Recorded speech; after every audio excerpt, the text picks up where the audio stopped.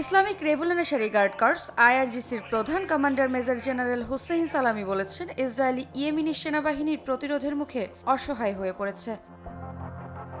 আল মাশিরা news নেটওয়ার্ককে দেওয়া এক সাক্ষাৎকারে তিনি উল্লেখ করেন, ইয়েমেনের প্রতিরোধ বাহিনী আমেরিকান এয়ারক্রাফট ক্যারিয়ার লক্ষ্যবস্তু করে প্রমাণ করেছে যে তারা আল্লাহ ছাড়া কাউকে ভয় পায় না। তিনি আরও বলেন, প্রতিরোধ বিজয়ী হবে এবং ইহুদিবাদী শাসনের বাহিনী পরাজিত হয়ে সম্পূর্ণভাবে হতাশায় নিমজ্জিত হয়েছে।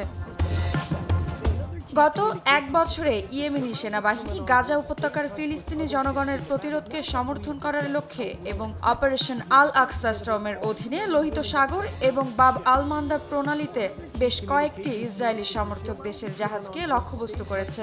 এছাড়া ইহুদিবাদী শাসনের অবস্থানে ডজনেরও বেশি ড্রোন ও ক্ষেপণাস্ত্র হামলা পরিচালনা করেছে। সম্প্রতি ইসরায়েল সামরিক বাহিনী দাবি করেছে যে তারা ইয়েমেন থেকে ছোড়া একটি ব্যালিস্টিক ক্ষেপণাস্ত্র প্রতিহত করেছে। মৃত্তিকা বিশ্বাস, নিউজ 24।